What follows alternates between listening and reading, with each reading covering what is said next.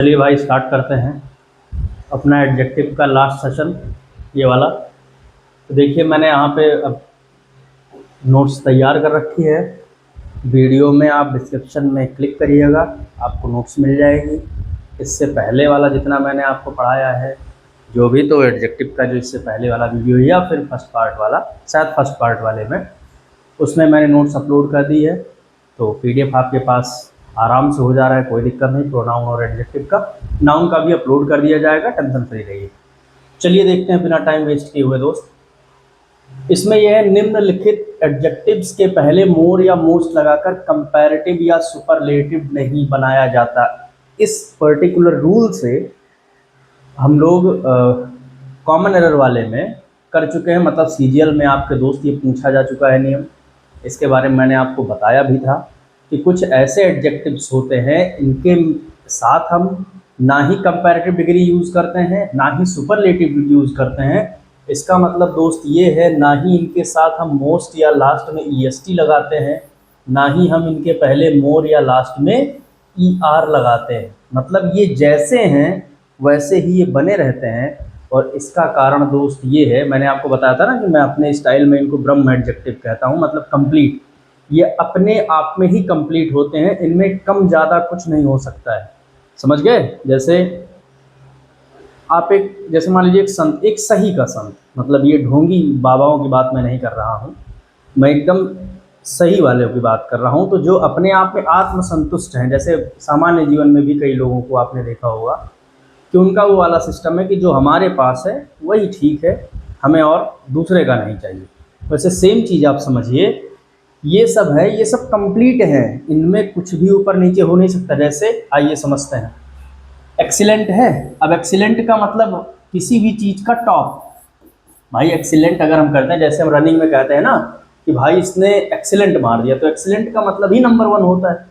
तो नंबर 1 से ज़्यादा नंबर 1 क्या हो सकता है? तो अगर आप कहीं पर मोर एक्सीलेंट या मोस्ट एक्सीलेंट कर रहे हैं एग्जामिनर बाबू, तो वो गलत है, पूरा समझ लेना। परफेक्ट का मतलब भी होता है किसी चीज़ का 100%। अगर आपने कहा कि भाई ये गाड़ी मेरे लिए परफेक्ट है, इसका मतलब है वो आपके लिए 100% है। तो उससे ज़्यादा क्या हो जाएगा फिर? तो अगर कहीं मोस्ट परफेक्ट या मोर परफेक्ट लिखा है तो गलत है। अनमैच्ड, अगर कोई किसी चीज़ में मैच नहीं हुआ तो कम मैच ना होना, ज़्यादा मैच ना होना, ये कुछ नहीं होता भाई। अगर नहीं हुआ तो नहीं हुआ। अनपैरेलल वही सेम चीज़ है। यूनिक का मतलब भी वही होता है, बिल्कुल अलग। तो जब पहले ही वो अलग है तो उसको और कैसे अलग कर सकते हो? यूनिवर्सल, एक्सट्रीम, एक्सट्रीम का मतलब ही किसी चीज़ का एकदम टॉप वर्जन, सुपरलेटिव, ठीक। Whole, golden, parallel, rectangular, triangular, spherical, circular, full, round, complete, minor, major. समझ गए बंधु? अब सोचो, इतना लिखने के बाद भी एटसेट्रा लिखा गया है। तो बस आप एक चीज़ सिंपल सी समझिए। देखिए ये दिखने में, मैं आपको थोड़ा सा और डीप में लेके चलता हूँ। सांस रोकिए, सांस फूल जाएगी नहीं तो। जैसे दोस्त होता ये है कि ये दिखने में पॉजिटिव डिग्री की तरह होता है, दिखने में पॉजिटिव की तरह है, जबकि ये जो एक्चुअल में है ना, इनका अपना अलग जलवा है। ये अपने आप में सुपरलेटिव डिग्री में है। मतलब इनकी जो मीनिंग निकलती है वो सुपरलेटिव डिग्री की तरह निकलती है, पॉजिटिव डिग्री की तरह नहीं निकलती है। जैसे एक्सीलेंट सबसे ऊपर। अब सुपरलेटिव डिग्री का मतलब ही क्या होता है? जब कोई चीज़ किसी की क्वालिटी का टॉप वर्जन हो जाता है तभी भाई सुपरलेटिव होता है। पॉजिटिव मतलब सिंपल, कंपैरेटिव मतलब जहाँ कंपैरिजन किया जा रहा है, और सुपरलेटिव का मतलब ही होता है सबसे ऊपर। तो एक्सीलेंट का मतलब भी वही, परफेक्ट का मतलब भी एकदम वही है, सबसे ऊपर। अनमैच्ड का मतलब भी वही है, ठीक है, किसी चीज़ का बिल्कुल बिल्कुल ना मैच होना। तो जब कोई चीज़ बिल्कुल हाँ या बिल्कुल ना में होती है तो उसी को सुपरलेटिव। तो आप ये कह सकते हो कि जितने हैं इनकी जो मीनिंग है ये अपने आप में सुपरलेटिव है, मतलब अपने आप में ये उस चीज़ का 100% अचीव कर चुके हैं। देखने में ये पॉजिटिव लगते हैं। तो जो एक बार सुपरलेटिव हो गया तो हम बार बार उनको टच नहीं करते हैं। एग्जामिनर क्या करेगा? देखो ये सेम चीज़ देखो, यहाँ पर मैंने बनाया हुआ है, जैसे ये गलत है, यहाँ पर है one of the most major. जबकि जब मेजर का मतलब ही हो गया सबसे बड़ा, तो आप मेजर के पहले सबसे बड़ा कैसे होता है? जैसे कहा जाता है ना मेजर ऑपरेशंस, तो इसका मतलब है कि कुछ सबसे खास, तो वो अपने आप में ही सुपरलेटिव है। इसमें आप मोस्ट लगा के आपने गलत कर दिया। सही वाला ये होगा। मोस्ट अनमैच्ड नहीं होता दोस्त, बस अनमैच्ड भी होता है, तो ये गलत है और ये सही है। ठीक है भैया, इंपॉर्टेंट रूल है, इससे खूब क्वेश्चन बने हैं और मैंने जब आपको कॉमन एरर करवाया था तो उसमें भी ये मिला था। अब अगला देखिए, देखो कोशिश करिए भाई, मैंने थोड़ा बढ़िया बनाने की, एकदम उंगली उंगली दिखा के, हाथ हाथ दिखा के। ठीक है, धीरे धीरे कहीं ना कहीं थोड़ा सा पढ़ाने के साथ साथ कुछ तैयार करने का मामला भी समझ में आ रहा है। देखिए मच और मैनी, इससे बहुत क्वेश्चन पूछे जाते हैं। देखिए क्या लिखा हुआ है, मच का यूज मात्रा का बोध कराने के लिए होता है, क्योंकि इससे मात्रा का बोध होता है। भाई बहुत खतरनाक हिंदी लिख दिया मैंने। जब मैं पर्सनली पढ़ाई करता था तो वो उस टाइम की नोट्स है, उस टाइम ऐसे होता। आज मैं पढ़ता हूँ मुझे लगता है बोध होता है, मतलब जैसे कहीं ना कहीं इंग्लिश पढ़ाते पढ़ाते वो थोड़ी आदत पड़ गई है, तो इस वजह से। तो आप समझिए, जो मच का यूज होता है ये हम मात्रा बताने के लिए करते हैं, इसलिए इसके साथ हम हमेशा मटेरियल अनकाउंटेबल नाउन का यूज करते हैं। यहाँ मटेरियल केवल है, लेकिन आप समझिए कि अनकाउंटेबल नाउन। ठीक है, बस ऐसे समझिए। अब अनकाउंटेबल नाउन की अगर हम बात करते हैं तो दो होते हैं, दो। एक होता है एब्स्ट्रैक्ट, ठीक, और एक होता है मटेरियल। लेकिन खास करके हम किसका यूज करते हैं, मटेरियल नाउन का यूज करते हैं, मच। देखिए मच का मतलब भी ज्यादा होता है और मेनी का मतलब भी ज्यादा होता है, लेकिन ध्यान रखिए जो मेनी का ज्यादा होता है इसके अंदर छिपा होता है कई। और कई आप तब बोल सकते हो जब आप चीजों को गिन सकते हो। जैसे आप कई दूध नहीं बोल सकते, कई पेट्रोल नहीं बोल सकते, कई डीजल नहीं बोल सकते। आप समझ पा रहे हो ना कहने का मेरा क्या मतलब है। कई मिट्टी नहीं बोल सकते हो आप, लेकिन आप कई लोग बोल सकते हो, कई गाड़ियां बोल सकते हो, कई स्टूडेंट्स बोल सकते हो। अभी आप समझ पा रहे हो ना कि जिनको हम गिन सकते हैं वहां पर हम मैनी लगाते हैं, लेकिन जिनको हम नहीं गिन सकते हैं, पर्टिकुलरली मटेरियल नाउन, वहां पर दोस्त हम मच का यूज करते हैं। जैसे there is much water in the pot, there is many water in the pot, ये गलत है दोस्त, क्योंकि वाटर क्या है, मटेरियल नाउन है, अनकाउंटेबल। तो यहाँ होना क्या चाहिए, मच होना चाहिए। अब आप समझिए, जैसे नोट्स आपके पास रहेगी, लेकिन जब आप ये पन्ना खोलोगे ना, जब पूरी नोट्स आपके पास पीडीएफ हो जाएगी तो जाके किसी को दे दीजिएगा। किसी को मतलब ये है कि खास करके जैसे जो फोटोकॉपी वाली दुकानें हैं, जो थोड़ा सा बड़ी दुकानें हैं, जहाँ पर होता नहीं है कि आप जाओ तो बंडल बंडल, जहाँ पर भी बहुत ज़्यादा कोचिंग्स हैं, आप देखोगे कि वहाँ पर आपको ऐसी मार्केट में दुकानें मिल जाएंगी जो फोटोकॉपी करती हैं, जहाँ पे प्रैक्टिस सेट आते हैं तो उनका आपको स्पायरल मिल जाता है। वहाँ पर आप पीडीएफ दे देंगे तो पूरा आपको उठा के नोट्स ही बना के दे देंगे, तो जब आप पढ़ेंगे तब अलग मज़ा आ जाएगा। अब जब ये कहा जाता है कि मच का यूज अनकाउंटेबल नाउन के लिए करते हैं, तो इतना ध्यान रखिएगा कि यहाँ पर एग्जामिनर खुराफात करेगा काउंटेबल नाउन के साथ। जैसे मच बॉयज ऐसे कर देगा, जबकि मेनी बॉयज होना चाहिए।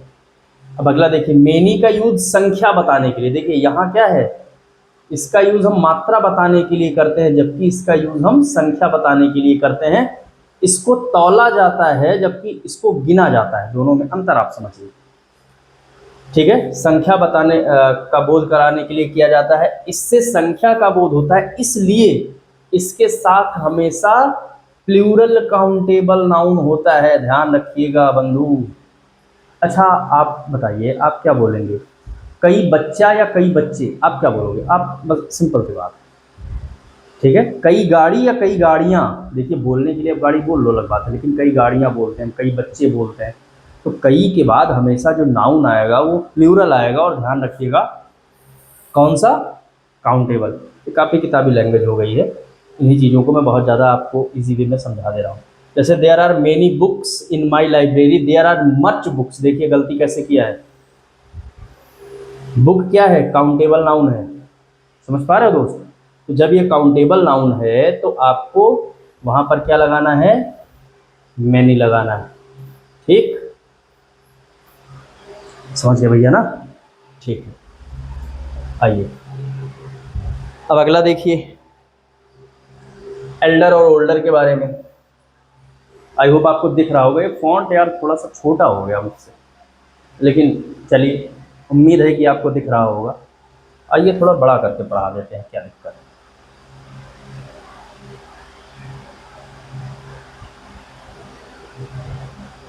अब ये तो सही पूरा पूरा वही भर जा रहा है यार, नहीं हो पाएगा बंदो।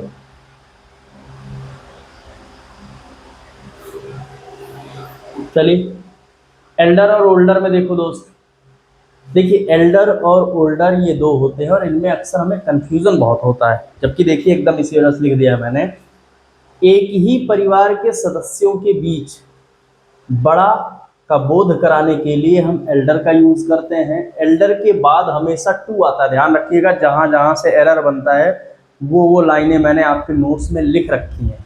अब एक चीज और समझिए, दो वर्ड होते हैं, एक होता है एल्ड, एक होता है ओल्ड। अभी आप और समझ जाएंगे।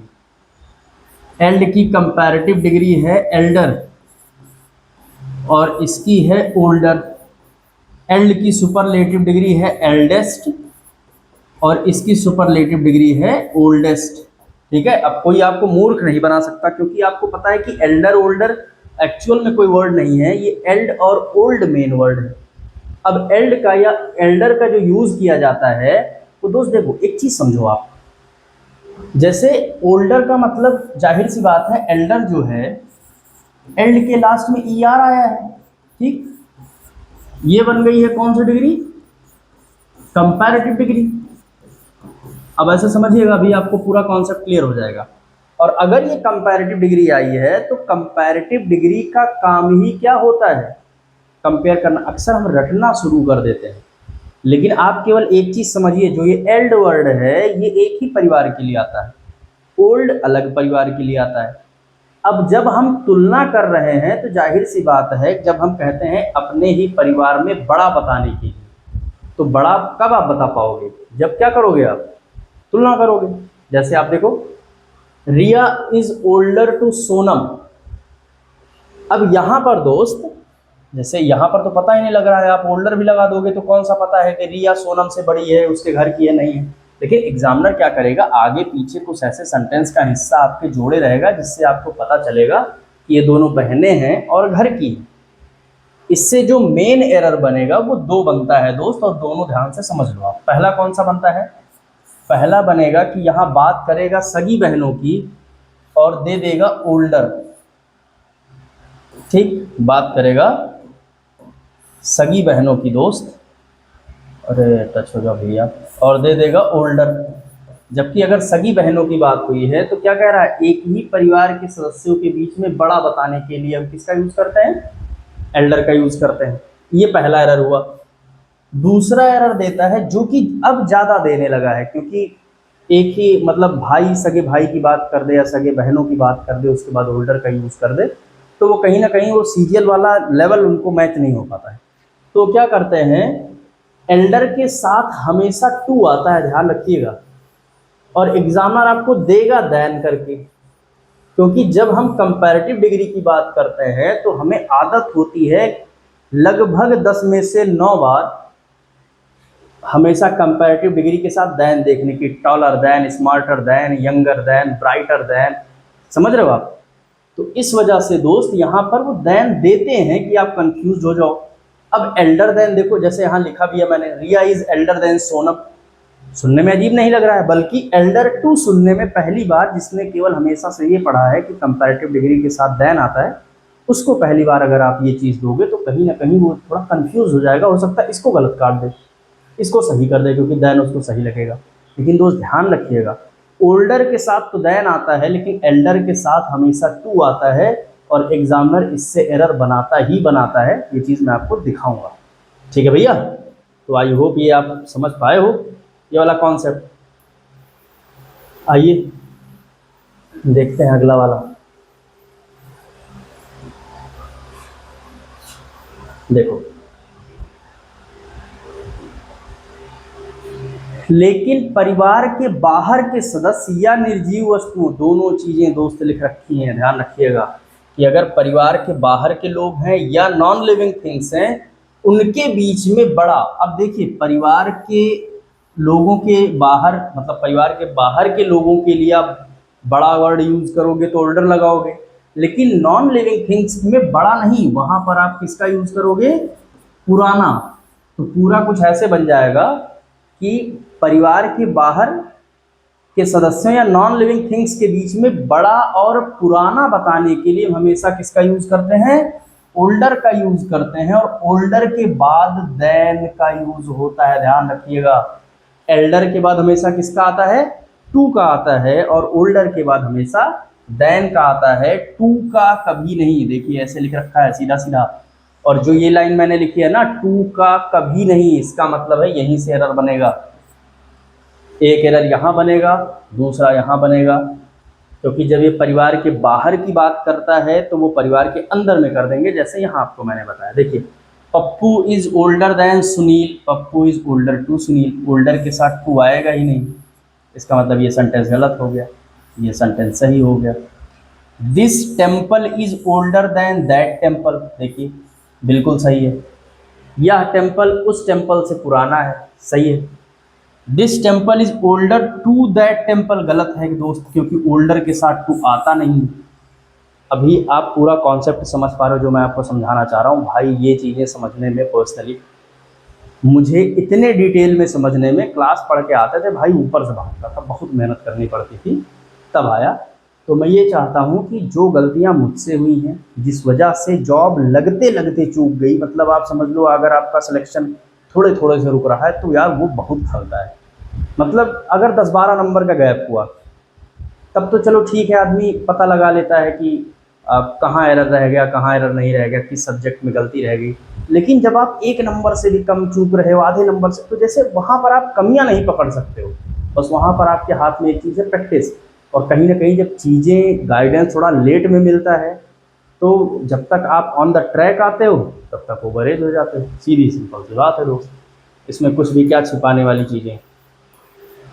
चलिए तो बंधु, आई होप आप ये चीज़ पूरा समझ पा रहे हो, क्योंकि ये सब बहुत इंपॉर्टेंट रूल है।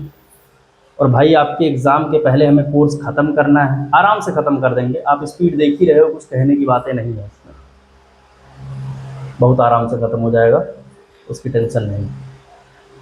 चलिए ये देखिए, इसी तरह सुपरलेटिव मीनिंग के लिए एल्डेस्ट या ओल्डेस्ट का यूज़ किया जाता है।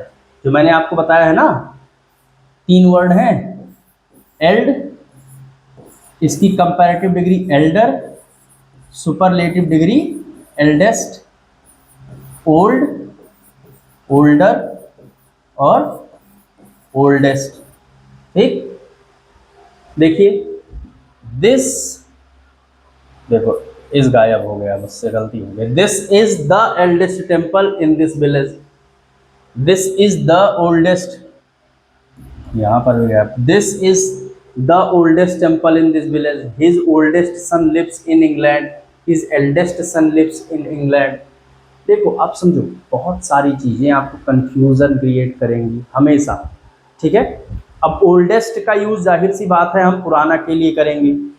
अब जैसे ओल्डेस्ट सन आप यहाँ यूज़ नहीं करेंगे क्योंकि उसके बेटे की बात हो रही है, तो ये गलत है दोस्त, ठीक है। अभी एल्डेस्ट यूज़ नहीं करोगे टेम्पल के लिए, ये गलत है। यहाँ पर आप ओल्डेस्ट यूज़ करोगे और यहाँ पर आप एल्डेस्ट यूज़ करोगे। उसके बेटे की बात हो रही है, मतलब पारिवारिक सदस्य है सबसे बड़ा, तो एल्डेस्ट हो गया। टेम्पल क्या है? नॉन लिविंग थिंग है, नॉन लिविंग का हम ओल्ड वाले वर्जन में करते हैं, इस वजह से ये सही है। अभी समझ गए ना भैया? तो देखो ऐसे बिल्कुल सिंपल तरीके से इसको समझते हैं कि दोस्त 3 वर्ड है, एल्ड, देखो 3 क्या, एक वर्ड है एल्ड, ओल्ड, इससे बना है एल्डर, फिर इससे बना है एल्डेस्ट, फिर ओल्ड, ओल्डेस्ट, ओल्डर बना है और ओल्डेस्ट बना है। अब आप एक चीज़ ये ऐसे समझिए, बिल्कुल सिंपल सिंपल भाषा में, एक बार मैं थोड़ा सा आपको रिवाइज करा दे रहा हूँ, और कुछ नहीं, कि अगर एल्डर है, ऐसे समझो, एल्डर और ओल्डर में, ठीक, एल्डर का यूज़ हम अपने परिवार में बड़ा बताने के लिए करते हैं और इसके साथ देन की जगह टू आता है। ओल्डर का यूज़ हम अपने परिवार से बाहर के लिए करते हैं, बड़ा बताने के लिए, और जो दूसरा होता है वो नॉन लिविंग थिंग्स में पुराना बताने के लिए करते हैं। और इसके लिए देन का यूज़ ना, इसके लिए टू का यूज़ ना करके दोस्त देन का यूज़ करते हैं, ये ध्यान रखिएगा। जैसे हम कहें एल्डर अपने परिवार में 2 भाइयों के बीच में बड़ा बताने के लिए बात होगी, सगे भाइयों के बीच में एल्डर आ जाएगा, लेकिन टू, ठीक है। फिर उसके बाद ओल्डर में जैसे एक तो बाहर वाला, जैसे my friend is older than I, ऐसे हो गया क्योंकि मेरा दोस्त भले ही जिगरी है लेकिन सगा भाई नहीं है। दूसरा यहाँ पर नॉन लिविंग की, जैसे this temple is older then that temple, यह मंदिर उस मंदिर से पुराना है। अभी आप समझ गए ना? ठीक है, आइए आगे चलते हैं। फर्दर और फार्दर, यहाँ पर देखो देखो फर्दर और फार्दर में बंधु बहुत कम अंतर है, जैसे यहाँ और यहाँ पे एक आपको स्पेलिंग का अंतर मिलेगा, लेकिन अंतर क्या हो जाता है? फर्दर का अर्थ है अतिरिक्त, मतलब इन एडिशन टू, ठीक, के अलावा जिसको हम बोलते हैं। जैसे further I have nothing to say, he should not be given further punishment. अब यहां पर आप समझो, फर्दर का मतलब के अलावा होता है। जैसे फर्दर मतलब इसके अलावा, आई हैव नथिंग टू से, मेरे पास कहने के लिए कुछ नहीं है, इसकी मीनिंग के अलावा या के अतिरिक्त होगी। जबकि ही should not be given further punishment, उसे और पनिशमेंट, इसके अतिरिक्त पनिशमेंट नहीं मिलनी चाहिए। तो फर्दर का ये वाला होता है। जो फार्दर होता है दोस्त, ये दो स्थानों के बीच की दूरी का तुलनात्मक बोध कराने के लिए होता है। अब कोशिश करूंगा अगली बार से इतनी शुद्ध हिंदी तो ना ही रहे भाई, मुझे आप यकीन मान लो, मेरी खुद की बनाई नोट्स है, लेकिन मुझे खुद पढ़ाने में, मतलब जब लाइनें पढ़ रहा हूँ तो इतनी शुद्ध हिंदी, वो ऐसा लग रहा है कि जैसे खतरनाक वाला साहित्य सम्मेलन चल रहा है, वो वाला। अगली बार कोशिश करूंगा जो नेक्स्ट चैप्टर आपको मिलेगा उसमें हिंदी और इंग्लिश मिक्स रहे, जैसे हम लोग जनरली बात करते हैं, जिससे समझने में थोड़ी आराम हो जाए थोड़ा सा। अब यहाँ पर के अतिरिक्त होगा, लेकिन फार्दर का यूज दो जगह की दूरी के लिए हम करते हैं। जैसे देखिए, Buxar is farther from Kolkata than Patna is, ठीक है। Chhapra is farther from Patna than Hajipur is, मतलब ये दो जगहों के बीच में क्या कर रहा है? तुलना करा रहा है। अब इसको याद कैसे करना है? देखिए मैंने कैसे याद किया था, मैंने ये किया था, फार्दर में FAR लगा है, फार, जिसका मतलब होता है दूर, दूरी लिख रहा हूं, जिसका मतलब होता है दूर। तो इसका सीधा सा दोस्त मतलब ये निकल रहा है कि जहां पर फर्दर और फार्दर की बात है, फार्दर में फार लगा हुआ है, इस वजह से ये जगह की बात कर रहा है। जैसे आप यहां देख लो, बक्सर दूर है कोलकाता से पटना की तुलना में, आप समझ पा रहे हो यहाँ पे ना। और छपरा दूर है पटना से हाजीपुर की तुलना में। अब इससे एरर कैसे हम समझेंगे? सबसे बड़ी बात ये आ जाती है, जैसे दोस्त समझो, वो जगह की बात करेगा, मैं आपको एक लाइन में बता दे रहा हूँ एरर बनेगा कहाँ से, इसको दिमाग में रख लीजिएगा। फर्दर और फार्दर में बहुत छोटा सा डिफरेंस है। फार्दर का यूज़ जगह के लिए किया जाता है, तो जहाँ फर्दर का यूज़ अतिरिक्त के लिए करना है वहाँ फार्दर कर देगा। जैसे मान लो यहाँ पर उसने इस फर्दर की जगह कर दिया फार्दर, ऐसे further I have nothing to say, लेकिन अगर आप समझ नहीं पाओगे, गड़बड़ा दोगे तुरंत, यहाँ पर फार्दर कर देगा। दूसरा एरर क्या हो गया कि ये फार्दर है ना, हाँ आप जो सोच रहे हो बिल्कुल वही है, यहाँ फर्दर कर देगा। बिल्कुल सीधी सिंपल सी बात, और कुछ नहीं। अगला देखिए, नियरेस्ट और नेक्स्ट। अब दोस्त देखो, अब यार इसमें कुछ खास बताना नहीं है, लेकिन इससे रिलेटेड मुझे क्वेश्चंस मिले थे तो मैं आपको बता दे रहा हूँ। नियर का मतलब नज़दीक होता है, तो ये सबसे समीप, समीपतम जिसे हम बोलते हैं।